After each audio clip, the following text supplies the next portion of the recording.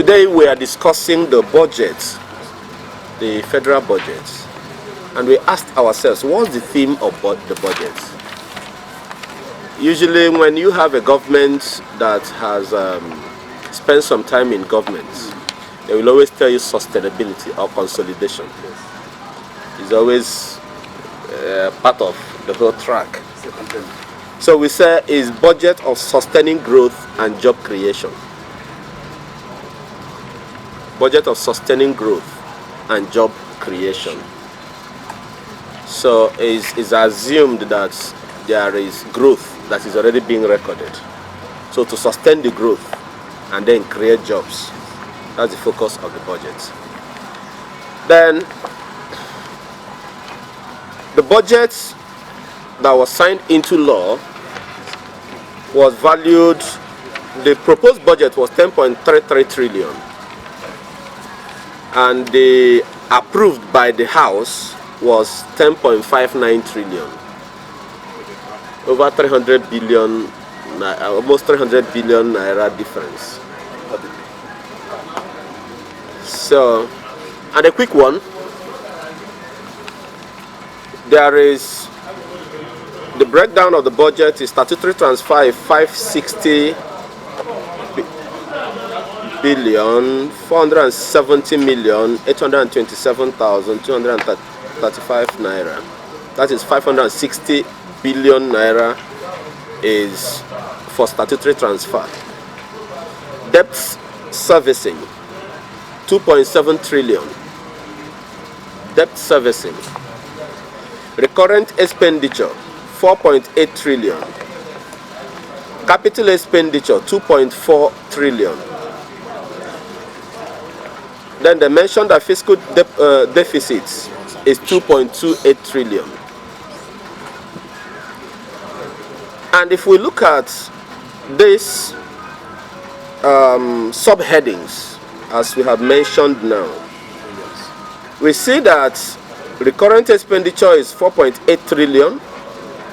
Capital expenditure is 2.4 trillion.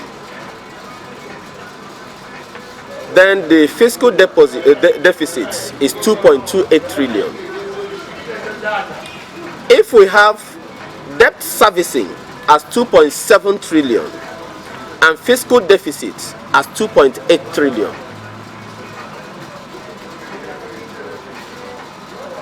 in a budget that is meant to be 10.59 trillion, that means close to 4.5 trillion is allocated to debt servicing and fiscal deficits. They are related. How fantastic do we think the budgets can be to develop our economy? But a quick rundown.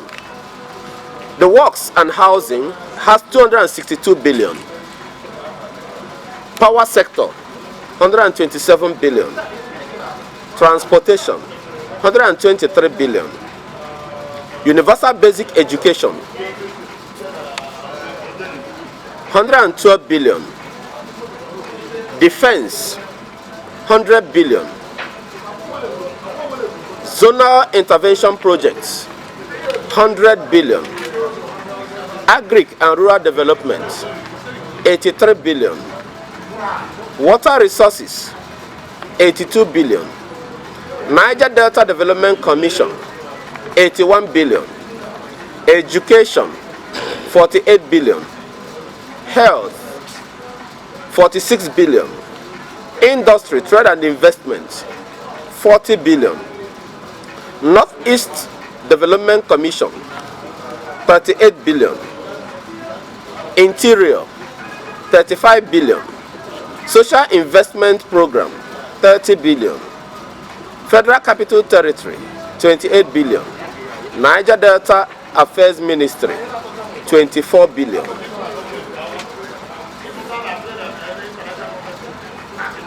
I would rather throw it open to the House.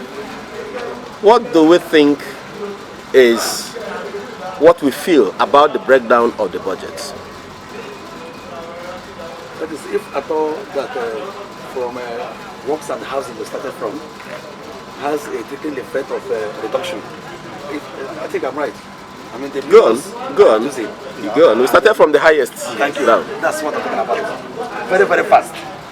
Where health and education is, ought to be 1-2.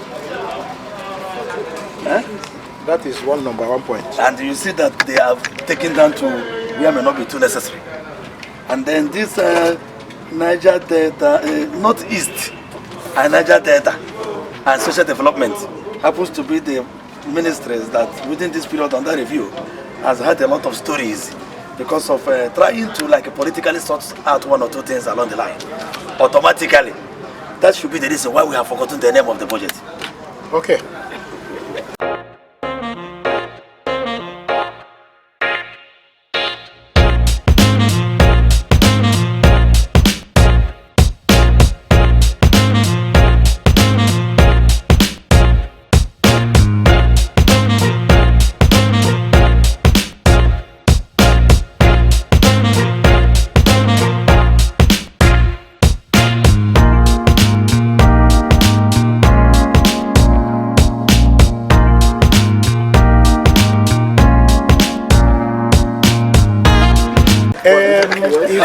If you ask me, Yes. in simple language, there is a loss of focus. The focus of this budget is not properly directed and it's not people oriented, if you ask me. Because when you talk about housing, you talk about health, you talk about education, you talk about industry. If you are talking about sustaining employment and creating employment, and these are the areas that deal directly with those things. And if ordinarily you have a focus, the budget should reflect it.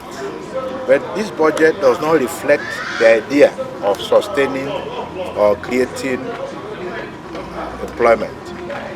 Thank you. Thank you. As if you ask me, the theme of the national budget is sustainability and job creation. And all over the world, the greatest source of job creation now is agriculture. So if you can put 262 billion into works and housing and give agri only 83 billion, how are you going to create the jobs? That's my own view. My own observation is that there's no proper consultation with the people. I think our budget needs to be focused on people's opinion, what the people want. If they do proper consultation, we might not get the figures like this. Because if you carry the people's opinion along, you might start from what my colleague said. Maybe you now put more on education, health, instead of all these Niger Delta, blah, blah, blah, they are writing. Then I think we should advise the government to do proper consultation with the people before they come up with their budget. It will help us a lot. I remember sometime during the Rocha's administration, yeah, the second tenure,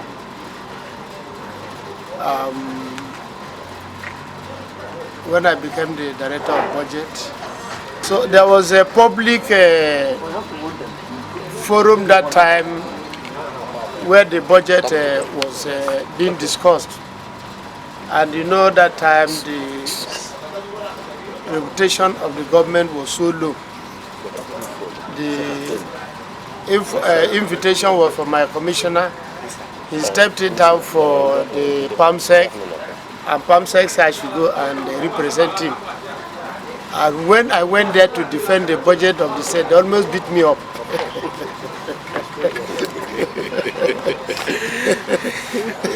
They almost beat me up.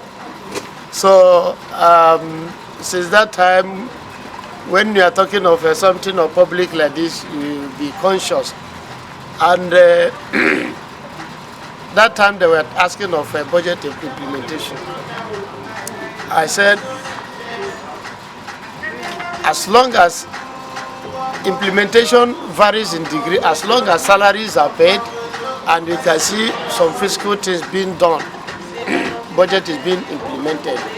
So like our colleagues have rightly pointed out, it is unfortunate that the people that package our budget do not do enough consultation for the budget to reflect actually what the people need.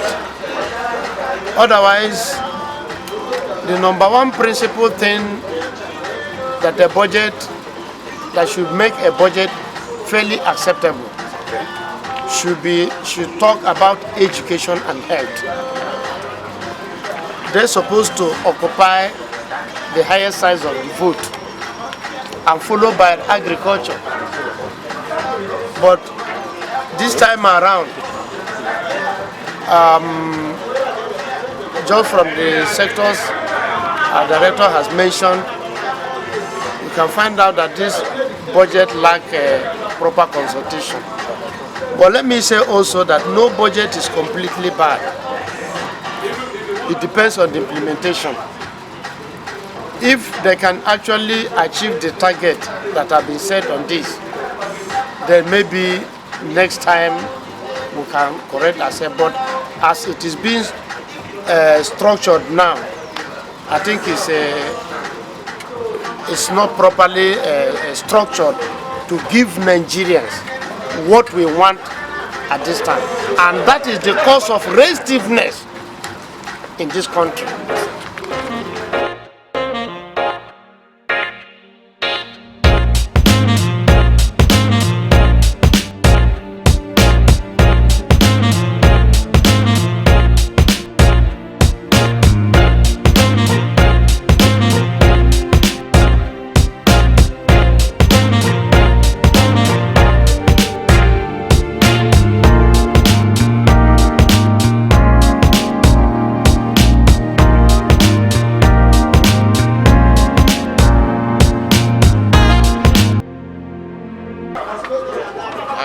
Very disheartening.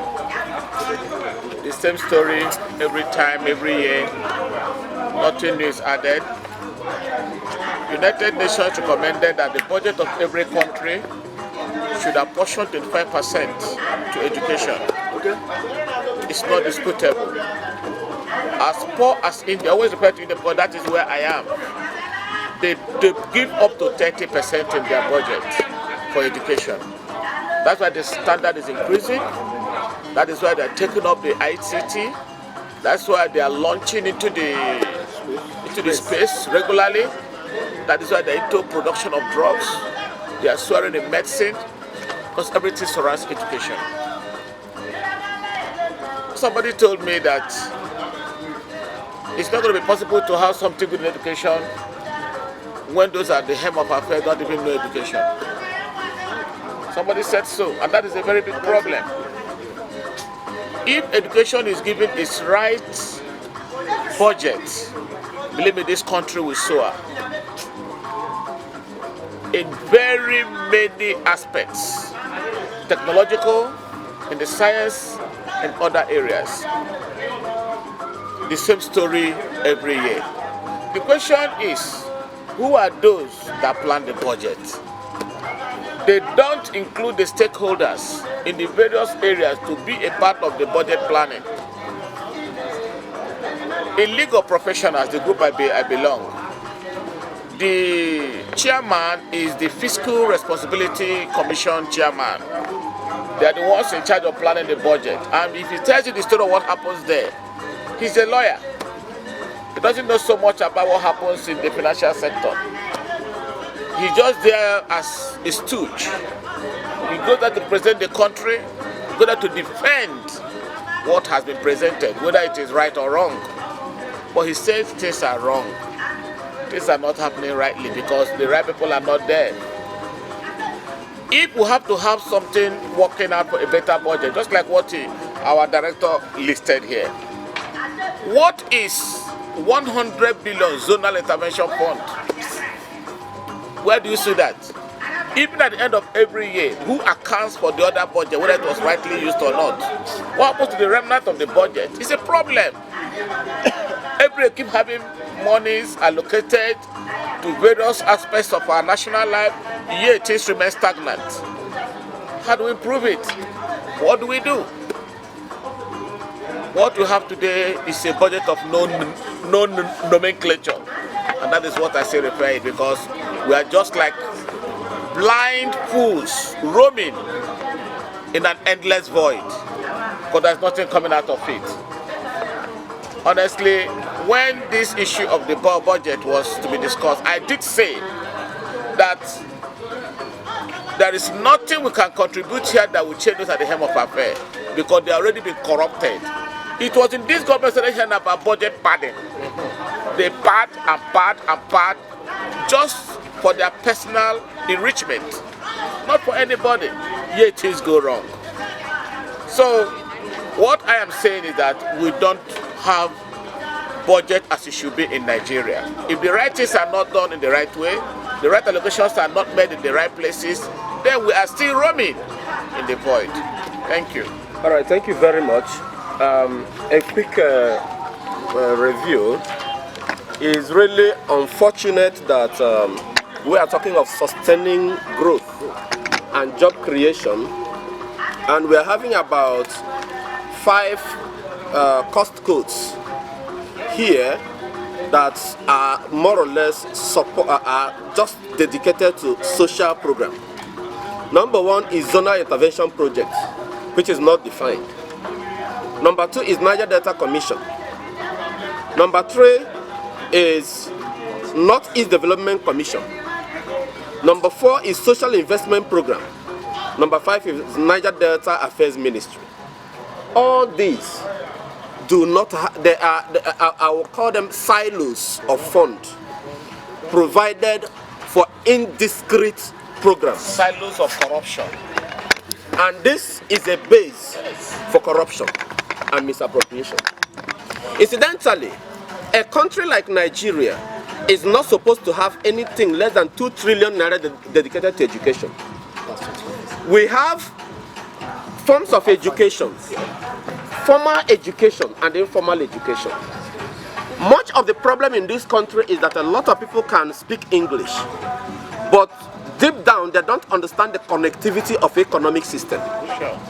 They don't understand the linkages between action and reaction, policy and the effect in the economy. Because here in this country we find it difficult to interoperate and integrate knowledge base and to understand what we call nodal optimization to define how the system will operate. We have not yet gotten to that point. How can we do budget in this country without having a framework of development? This which we have here does not in any way correlate to anything about sustainability. Because you cannot sustain a system that is decaying. You cannot sustain a system that does not really have the spark that would be able to take the people out of the woods. We are still within a system where so many companies are closing every day, and nobody has been able to commission any form of study that will be able to reverse the trend. What is incentive? If we look at it here and look at the industry, trade and investment, how much is allocated to it? 40 billion naira. What is 40 billion naira to intervention that will help to revive companies and to attract organizations to come in and to develop? It simply means that those key things that are really supposed to drive what they have put as the theme of the budget, the key things are even the things that are most neglected. Because someone was saying that in developed economies, for instance, an agriculturist who invests in birds, supposing somebody has about 200 birds, and the birds are supposed to be, when 200,000 birds, and of course, when the birds are fully grown and are producing an economic implication to the economy. Now, supposing there is a disease outbreak that clears all those beds, that the country will pay that person the full value of those beds and even the profit the person ought to have made from that. Yes, and the implication of that is This person first has gathered some level of knowledge, and that experience should not be wasted. Secondly, that person should not be allowed to bear the shock. And once the person is being productive, then the economy is growing. So if any country has this policy of backing their own people to be able to sustain their investments, then Nigeria will not allow many companies to close shop in this country without any form of intervention. And if there should be any intervention in that regard, trade and investment should not be relegated to the position where they find themselves competing with Northeast Development Commission. It is not possible.